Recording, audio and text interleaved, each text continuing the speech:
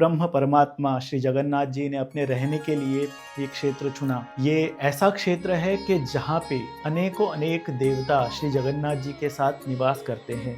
भगवान जगन्नाथ जी जो है वो स्वयं दारु ब्रह्म रूप में विराजित होता। संस्कृत में दारु शब्द का अर्थ होता है लकड़ी।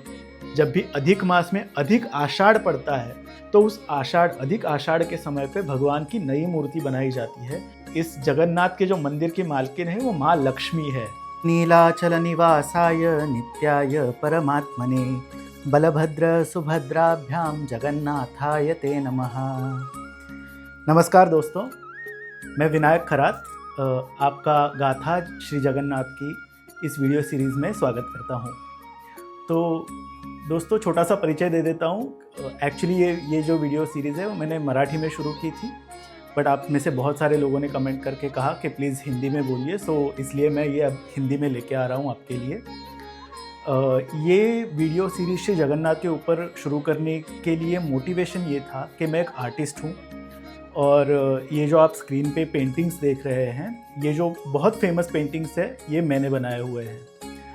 तो एज एन आर्टिस्ट मेरा ये मानना है कि जब भी आप कोई आर्ट वर्क करते हो, कोई भी कला का काम करते हो, तो उस विषय के बारे में आप बहुत ज़्यादा जानकारी लो, उसे समझ लो, उस पर रिसर्च करो और फिर जाकर उस पर काम करो, ताकि वो सब जो जानकारी है वो आपकी आर्ट में उभर के आए। तो अगर आप जानते हो कि ये आर्ट बाय विनायक खरात की पेंटिंग्स अगर आपने कभी देखी होंगी पहले, तो ये बहुत सारे लोगों को मन को भाती है, क्योंकि मैंने इतना सारा रिसर्च जो है वो हमेशा करते आया हूँ। ये पेंटिंग्स मैंने 2015 में बनाई थी और तब जगन्नाथ जी का नवकलेवर हुआ था। उस समय से आज मतलब 2025 आ चुका है और अब तक भी मैं लगातार इस चीज़ पर रिसर्च कर रहा हूँ और हमेशा नई नई बातें जगन्नाथ जी के बारे में जानता रहता हूँ, बुक्स पढ़ता हूँ, लोगों से मिलता रहा हूँ। मैंने खुद जाकर कई जगह पे विज़िट किया है, जगन्नाथ मंदिर में, पुरी में।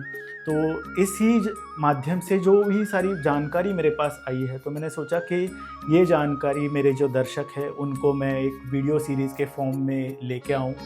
और सच कहता हूँ कि एक कहावत है, हरि अनंत हरि कथा अनंता, कहहि सुनहि बहुविध सब संता। मतलब हरि जो है वो अनंत है और उनकी कथा जो है वो अनंत है। तो वैसे ही मैं अगर कहने जाऊँ तो श्री जगन्नाथ जी जो है वो अनंत है और उनके बारे में इतने रहस्य है, इतनी उनकी महिमा है, इतने उनके बहुत सारे प्रकार के उनके भोग, उनके वस्त्र, उनका उत्सव, त्यौहार, ये सब जो है ये इतने अलग अलग प्रकार के हैं, इतने चमत्कारिक, अद्भुत है कि इसमें मैं पता नहीं कितने भी अगर वीडियो सीरीज़ इस पे बनाऊँ, कितने भी एपिसोड्स बनाऊँ, तो वो कम पड़ जाएंगे। तो इसीलिए मैंने ये शुरुआत की है हिंदी में। अगर आप में से किसी को ये पेंटिंग्स अगर चाहिए तो ज़रूर मुझे कमेंट्स में या फिर फेसबुक, इंस्टाग्राम पे मुझे कांटेक्ट कीजिए। आप ज़रूर ये पेंटिंग्स के कैनवास प्रिंट्स जो है वो ख़रीद सकते हैं। तो आइए शुरू करते हैं गाथा जगन्नाथ जी की इस वीडियो सीरीज़ का पहला भाग। इस भाग में मैं आपको इंट्रोडक्शन करवाऊंगा, मतलब इसमें सिर्फ बेसिक जानकारी लेंगे हम, जो मेरे हिसाब से, मेरे इस रिसर्च में जो मुझे मिली है उसमें से एक महत्वपूर्ण जो है, मतलब जो जगन्नाथपुरी धाम का जो वैशिष्ट्य है, क्यों ये महत्वपूर्ण है, इसके बारे में इस भाग में हम जानेंगे। तो जैसे कि आप सब जानते ही होंगे, हिंदू धर्म में 4 मुख्य पीठ है, मुख्य धाम है। उन धामों को 4 धाम कहा जाता है। 4 धाम की यात्रा हम लोगों में फेमस है। उनमें से जो प्रथम धाम है वो द्वारकाधीश जी का है।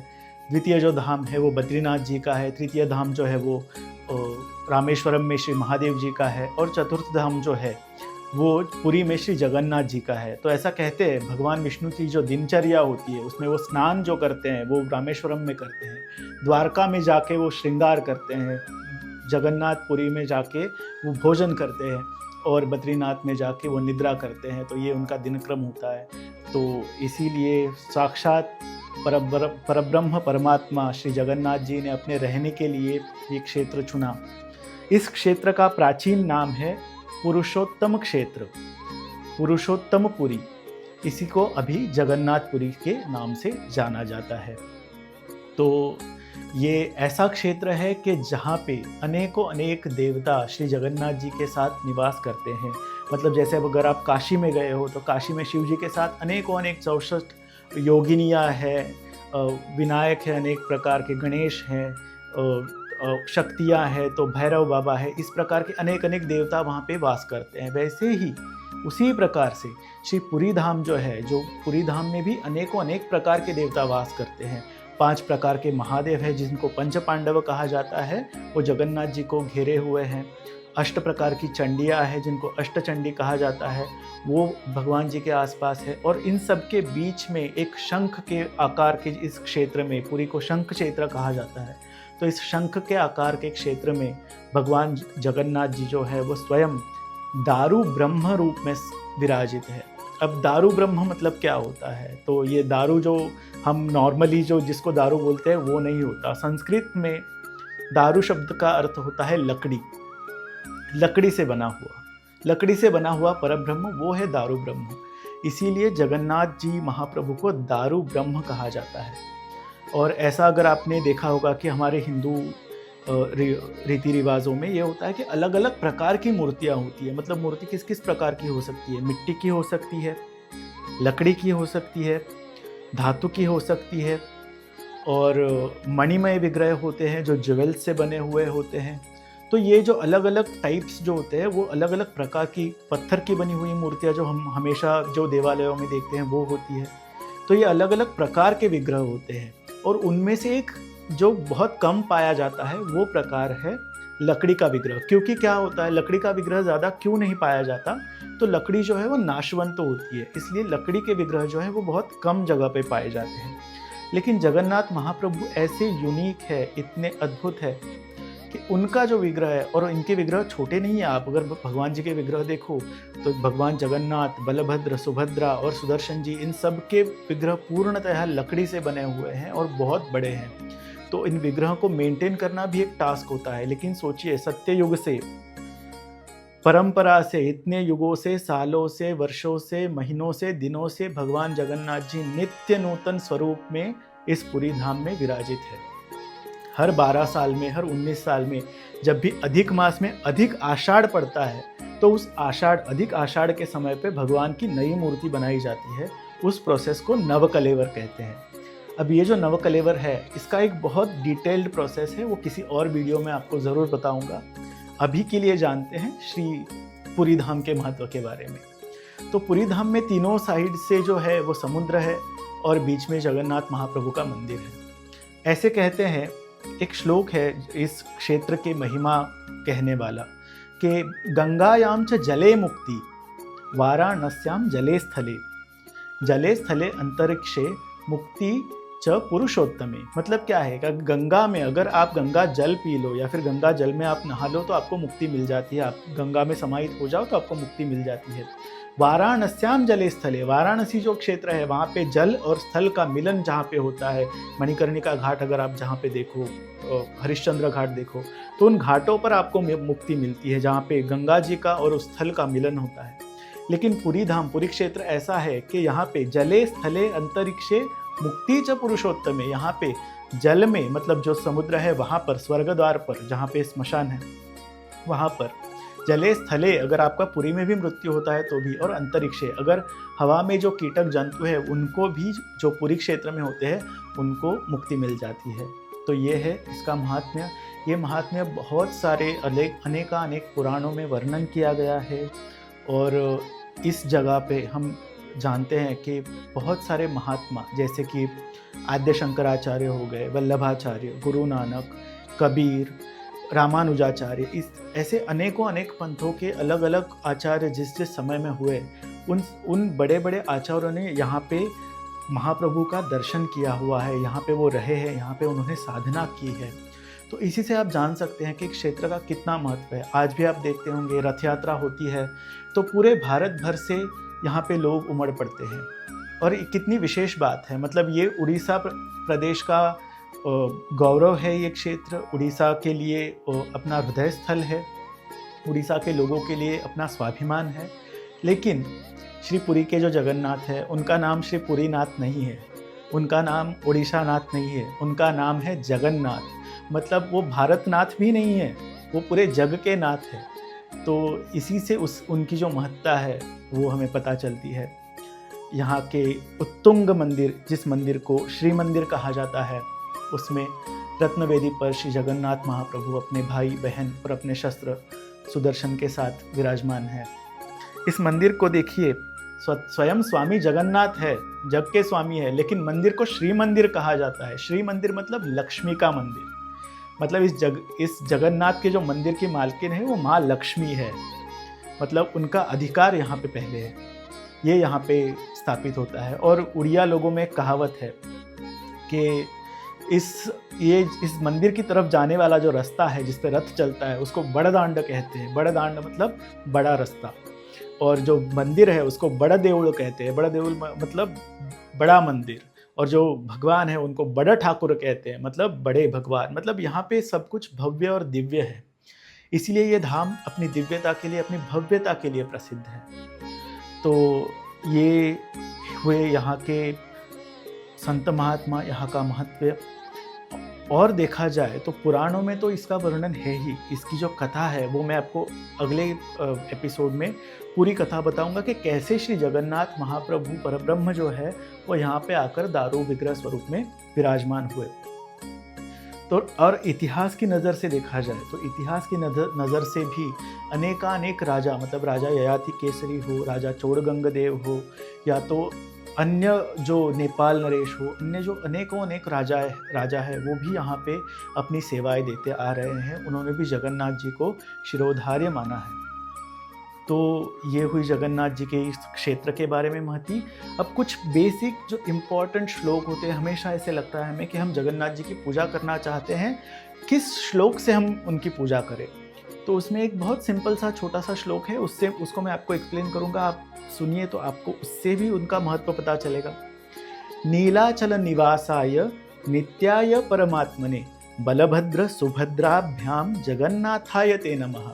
मतलब नीलाचल निवासाय, ये जो क्षेत्र है उस क्षेत्र पर नीलगिरी, नीलाद्रि पर्वत था, और नीलाद्रि पर्वत पर श्री महाप्रभु आके बैठे थे, तो इसलिए इस क्षेत्र को कहा जाता है नीलाचल।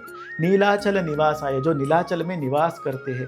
नित्याय परमात्मने, नित्याय मतलब जो हमेशा नित्य है, नूतन है। भगवान जगन्नाथ जो है वो सत्ययुग से है, तो इसीलिए नित्याय परमात्मने, परब्रह्म जो है।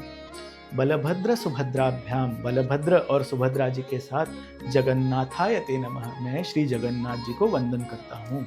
तो आप जो है रेगुलर पूजा में इस श्लोक को यूज़ कर सकते हैं, इससे आप श्री जगन्नाथ जी की पूजा कर सकते हैं। दूसरा एक बहुत अच्छा वर्णन आता है, जगन्नाथ पंचकम नाम का एक स्तोत्र है। उस जगन्नाथ पंचकम में एक बहुत सुंदर वर्णन आता है। नीलाद्रौ शंख मध्ये शतदल कमले रत्न सिंहासनस्थम सर्वालंकारयुक्तम नवघन रुचिरम संयुक्तम चाग्रजेन भद्रायां वाम भागे रथचरणयुतं ब्रह्म रुद्रेन्द्र वंद्यम वेदानां सारमीशम सुजन परिवृतम ब्रह्मदारुं स्मरामि। ये पूरा श्लोक है और बहुत इसका सुंदर वर्णन है। इसमें जो महात्म्य दिया हुआ है, एक सारगर्भित अर्थ इसका ये है।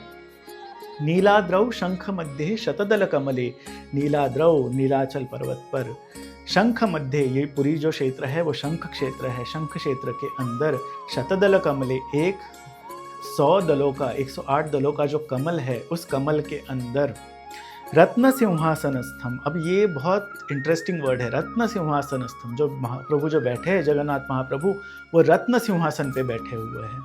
रत्न सिंहासन पे क्यों?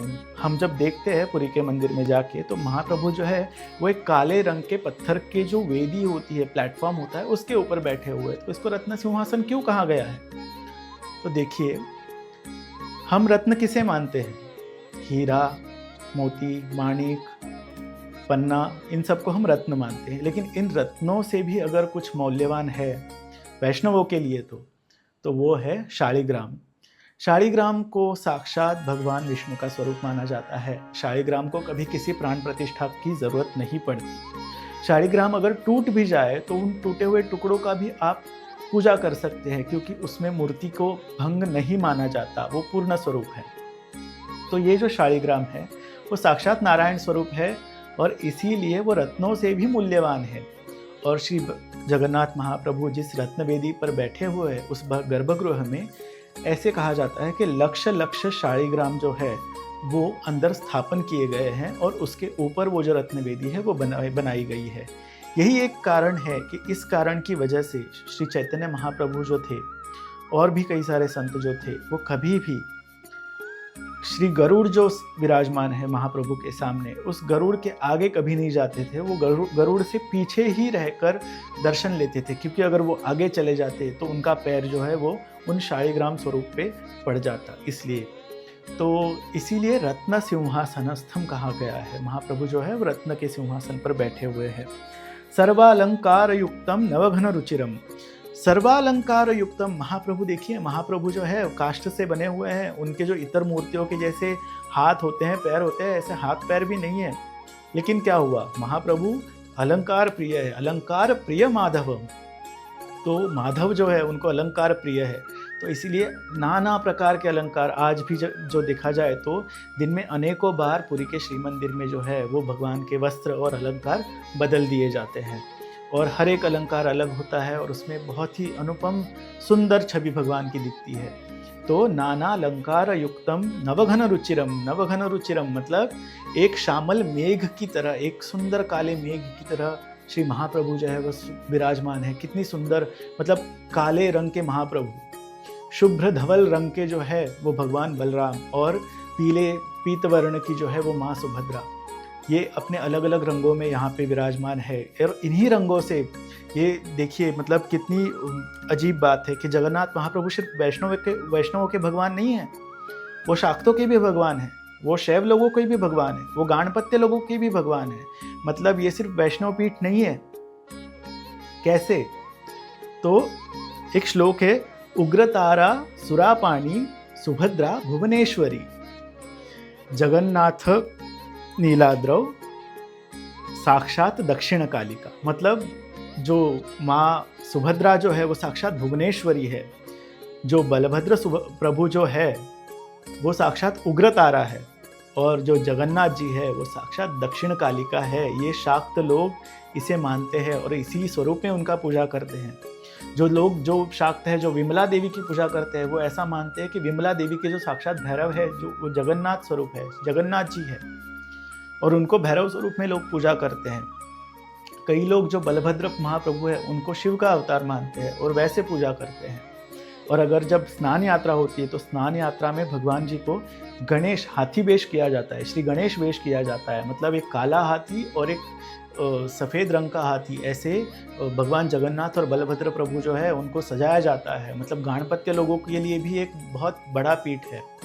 तो ऐसा सर्व समावेशक जो पीठ है वो बहुत कम जगह पे हमें देखने के लिए मिलता है। उसी के साथ एक वैष्णव पीठ और एक शक्ति पीठ, ये दोनों एक ही जगह पर, मतलब माँ विमला का जो सती पीठ है वो एक ही मंदिर के अंदर, और भगवान जगन्नाथ जी का वैष्णव पीठ भी उसी प्रांगण के अंदर। इसलिए ये वैष्णव पीठ और शक्ति पीठ दोनों एक साथ है। इसलिए इस क्षेत्र का महत्व और भी दुगना हो जाता है।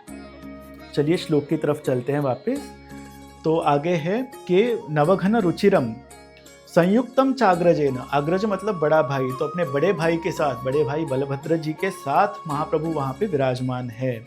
भद्रायाम वाम भागे रथचरण युतम, भद्रायाम सुभद्रा माता के वाम भाग में, मतलब उनके लेफ्ट साइड में जो भगवान महाप्रभु जो है वो बैठे हुए हैं। रथचरण युतम, जो समचरण, अपने जो समचरण भक्तों को दिखा रहे हैं। ब्रह्म रुद्रेंद्र वंद्यम, मतलब ब्रह्मा जी, रुद्र, शिव जी और इंद्र भगवान, ये तीनों जो है वो उनकी नित्य पूजा करते हैं। मतलब जहाँ पे जय विजय द्वार जो है भगवान के आगे जो है, वहाँ पे आप देखेंगे कि भगवान शिव जी और ब्रह्मदेव जी की, इन दोनों की हाथ जोड़े हुए मूर्ति है। और ऐसा तो कहा जाता है कि भगवान विभीषण जो है वो भी हर रात भगवान का बड़े श्रृंगार वेश देखने आते हैं, उनको नमस्कार करने आते हैं, क्योंकि भगवान जगन्नाथ ही साक्षात कृष्ण है, वो ही साक्षात वामन है और वही साक्षात श्री राम है। तो इसलिए इनको साक्षात महाविष्णु स्वरूप, जो भी विष्णु के जितने भी अवतार हैं उनके स्वरूप माना जाता है। वेदानाम सारमीशम सुजन परिवृतम ब्रह्मदारुम स्मरामि। अब क्या है, ब्रह्मा रुद्र इंद्र ये तो सब पूजा करते ही है, लेकिन सब जो वेद है उन वेदों का भी सार जो है श्री जगन्नाथ जी है। सुजन परिवृतम, जो अच्छे लोगों से, जो भक्तों से घिरे हुए हैं, ब्रह्मदारुम स्मरामि। अब देखिए ये जो लास्ट के वर्ड्स है बहुत इंपॉर्टेंट है। ये श्लोक कहता है ब्रह्मदारुम स्मरामि, दारु ब्रह्मम स्मरामि नहीं कहता, अगर आपको संस्कृत पता है। लकड़ी से बने हुए परब्रह्म की मैं पूजा करता हूँ ऐसे नहीं कहता, ये कहता है ब्रह्म दारुम, ब्रह्म स्वरूप उस लकड़ी को मैं पूजा करता हूँ, उसकी मैं पूजा करता हूँ। मतलब देखिए इसी क्षेत्र का सबसे आश्चर्यकारक और सबसे महत्वपूर्ण जो एस्पेक्ट है कि भगवान जो है वो लकड़ी से बने हुए, उस लकड़ी को ब्रह्म स्वरूप माना जाता है, उस ब्रह्म दारू को मैं प्रणाम करता हूँ। कई रिसर्चर्स ऐसे कहते हैं कि इस जो लकड़ी के जो देवता जो जगन्नाथ जी है, इनका जो मूल स्वरूप जो है वो काफ़ी सारे उड़ीसा के ट्राइबल क्षेत्रों में से आता है। मतलब जो आदिवासी लोग जो प्राचीन लोग थे वो इस लकड़ी के भगवान की पहले पूजा करते थे, और धीरे धीरे जाकर इनका जो है इवॉल्वमेंट जो है आगे आगे उन जैसे वो बढ़ते गए तो उनका जो ट्रांसफॉर्मेशन है श्री जगन्नाथ जी के ऊपर जी के अंदर हो गया। मतलब संस्कृति जो है वो हमेशा बदलती रहती है, जो 500 साल पहले होगी वैसे ही आज नहीं होगी, कुछ ना कुछ चीज़ें उसमें बदलती जाएंगी। तो ये जो है वो इवॉल्व होने की एक प्रोसेस है, ये उत्क्रांति जिसे हम कहते हैं वैसी प्रोसेस है। और उस प्रोसेस के अंदर कुछ रिसर्चर्स जो है वो ऐसा मानते हैं कि ये जो शाबर जो भिल्ल लोग थे वहाँ के पहले जो लकड़ी के भगवान की पूजा करते थे, ये उसी संस्कृति से आता है। इसीलिए अगर आप देखो जगन्नाथ जी के जो मुख्य सेवायतों में से एक है दैतापति सेवायक, जो भगवान जगन्नाथ जी को रथ पर लेके जाते हैं, रथ से नीचे लेके आते हैं, ये जो सब सेवाएं करते हैं और उन्हीं को अपना भाई मानते हैं। तो ये जो सेवक है वो उस शबर कम्युनिटी से आते हैं, वो शबर समाज से आते हैं।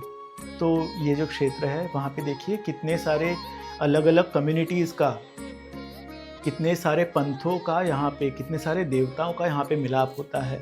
ये सबको अपने अंदर समा लेने वाला क्षेत्र है और इसकी हर एक बात दिव्य है, भव्य है। इस क्षेत्र के बारे में अगले एपिसोड्स में और जानेंगे। अगर आपको ये वीडियो अच्छा लगा होगा तो ज़रूर लाइक कीजिए, शेयर कीजिए और कमेंट में मुझे बताइए आपको कैसे लगा। जल्दी ही मिलते हैं इसके अगले भाग में, तब तक के लिए जय जगन्नाथ।